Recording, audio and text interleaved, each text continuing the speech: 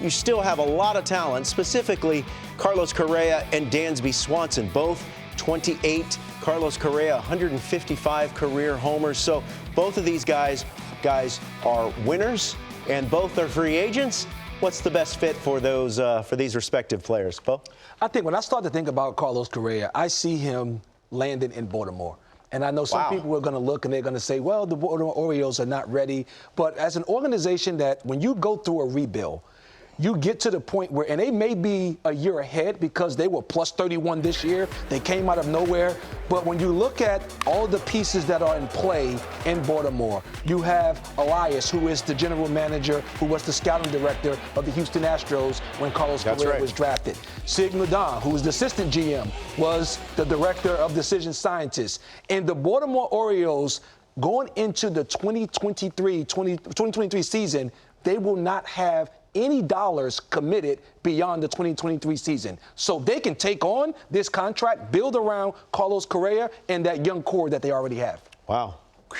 Well, I did not think of the Orioles and Carlos Correa. What do you think of that, and where might Dansby Swanson fit for you? To me, a guy like Dansby Swanson he could fit a lot of roles, but two teams jump out to me. The Yankees, who look like they need a shortstop. I get it. They just spent a lot of money on Aaron Judge. But Connor Cleffa, the bat didn't really play all that well. And finally, they had enough in the postseason, and they made a change once the playoffs started.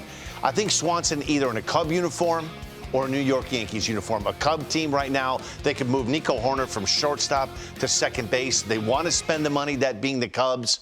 They're going out there trying to make some improvements. They brought in Cody Bellinger, took a flyer on Bellinger, and I think a guy like Dansby Swanson, winning player, fits a lot of places, but I'd like to see him with the Cubs. Yeah, both of those guys, Bo, the intangibles off the charts for both Correa and Dansby Swanson. They are both winners. They're both excellent players. What about a fit for Dansby Swanson? You mentioned Baltimore as a possible destination for Correa. What about Swanson? When I think about Dansby Swanson, the team that jumps out to me is the Cardinals.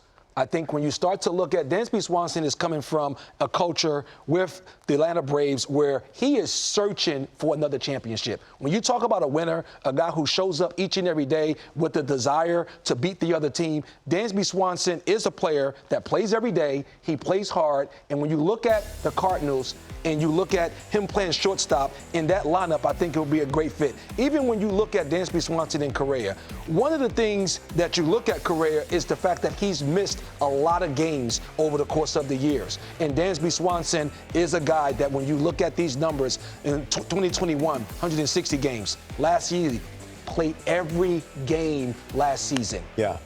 Well, Carlos Correa last year missed a handful of games, double-digit games with a middle finger contusion, and then he got COVID. The year before, his final year with the Astros, he was basically injury-free, did have COVID, and then in the shortened pandemic season of 2020, posted nearly every game that season. So I feel like maybe the injury bug, which he has been saddled with, maybe that's starting to wear off a little bit. I do, and that's why I still think for Correa, I would like to see him stay with the Twins. I just think that division is very winnable. I know they were disappointed second half of the year. Things couldn't have gone more wrong, bad timing, bad luck, whatever, with their rotation and their bullpen. The Twins will be a better team in 2023.